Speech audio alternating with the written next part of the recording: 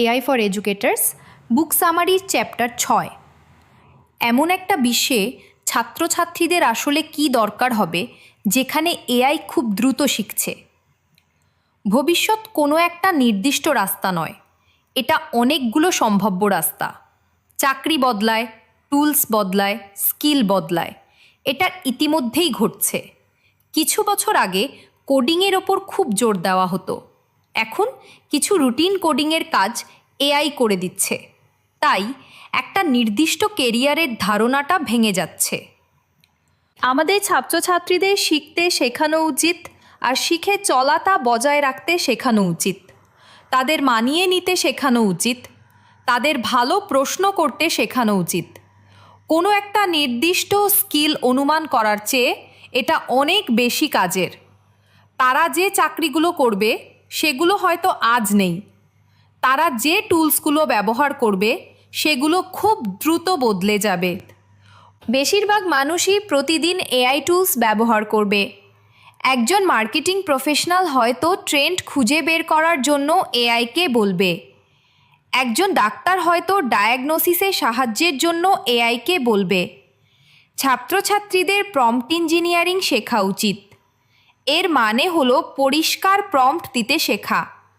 এর মানে হলো কনটেক্সট যোগ করা।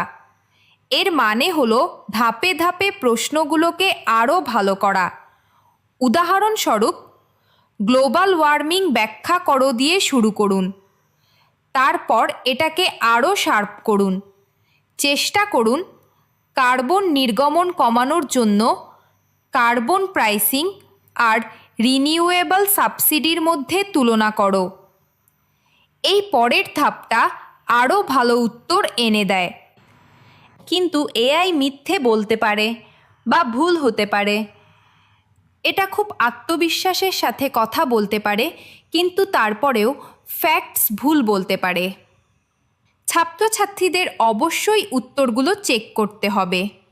তাদের জিজ্ঞাসা করতে হবে এটা কোথা থেকে এসেছে। তাদের সোর্স খুঁজতে হবে। তাদের দাবিগুলো ক্রস চেক করতে হবে। ক্রিটিক্যাল থিঙ্কিং তাই সবচেয়ে জরুরি হয়ে থাকবে। তাই স্কুলগুলোর 3টে জিনিস শেখানো উচিত। প্রথমত, কিভাবে দ্রুত শিখতে হয়।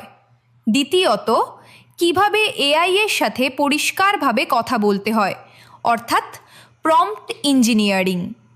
তৃতীয়ত, কিভাবে এআই এর আউটপুট টেস্ট আর ভেরিফাই করতে হয়। এই 3টে জিনিস ছাত্রছাত্রীদের সাহায্য করবে, তারা যে চাকরিই করুক না কেন। এগুলো ছাত্রছাত্রীদের তৈরি, কৌতূহলী আর সুরক্ষিত রাখবে এমন একটা বিশ্বে যেখানে এআই প্রতি কয়েক বছর অন্তর নিয়ম বদলে দেয়।